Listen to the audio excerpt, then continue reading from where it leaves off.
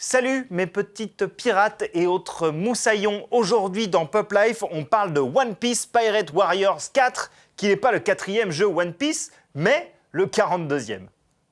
Et encore, je compte pas les jeux sur mobile.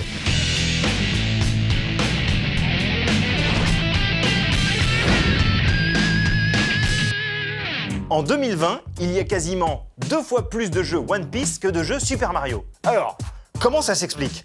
Longévité, popularité et surtout évolution constante de l'histoire jusqu'à ce jour. One Piece est toujours en cours et les mangas, comme les animés, continuent de tomber à un rythme régulier.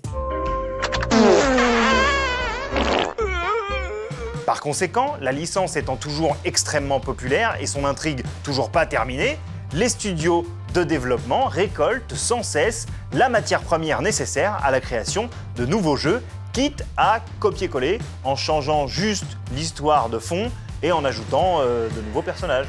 Tout ça, c'est copier-coller. Bon, on troll un peu, mais en ce qui concerne la série Pirate Warriors, éditée par les chefs de la discipline du copier-coller Bandai Namco, les jeux se suivent et se ressemblent un peu. Preuve, par exemple, One Piece Pirate Warriors 4 sort cette semaine sur PS4, Xbox One, Switch et PC. 俺の計画を台無しにしやがってお前の首取らなきゃ落とし前がつかねえんだだったらお前もここでぶっ飛ばす勝つのは俺だビッグマム La série de jeux Pirate Warriors s'inspire d'un type de jeu extrêmement populaire et installé au Japon, mais assez niche en Europe, les jeux Musou. Pour résumer, vous incarnez un groupe de personnages qui affrontent de gigantesques hordes d'ennemis. Un type de gameplay que les détracteurs qualifient de confus, tandis que les fans louent son aspect stratégique et la jouissance ressentie quand on défonce des dizaines d'adversaires à la fois, comme Sauron dans Le Seigneur des Anneaux.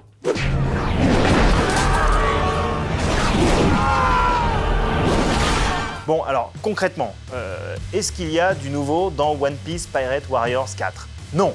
Enfin, si, mais pas au niveau du gameplay ou de la réalisation technique. En revanche, pour les fans, la nouveauté, c'est le scénario, qui suit l'arc des 4 empereurs, avec Kaido au 100 bêtes comme ennemi principal.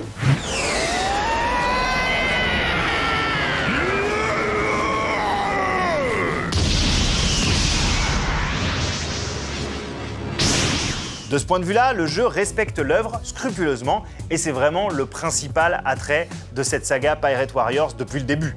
C'est toujours le cas ici. Et donc, est-ce que ce sera suffisant pour attirer les novices? Probablement pas. Est-ce que les fans vont se ruer dessus? Assurément.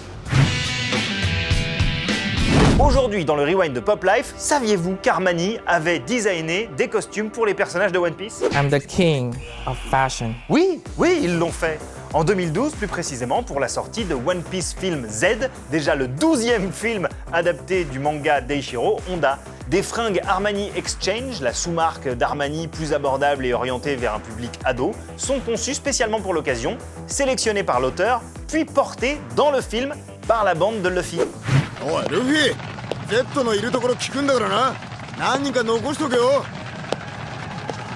ルフィ頼むお願いね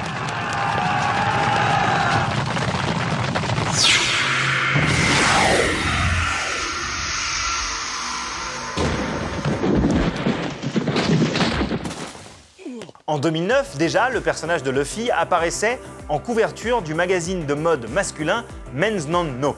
C'était la première fois qu'un personnage de manga apparaissait sur la couverture d'une telle revue. La légende veut que les costumes aient été ensuite créés en vrai et vendus par la marque. Mais alors, soit c'est du gros bullshit, soit c'est tellement parti comme des petits pains qu'on en a trouvé la trace absolument nulle part. En revanche, les fringues de la collab entre Desigual et le Cirque du Soleil, c'est toujours dispo, hein, si vous voulez.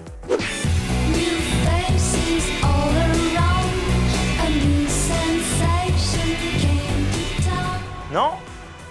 Vous êtes sûr, hein? C'est dommage parce que y a personne d'autre qu'en porte. Hein.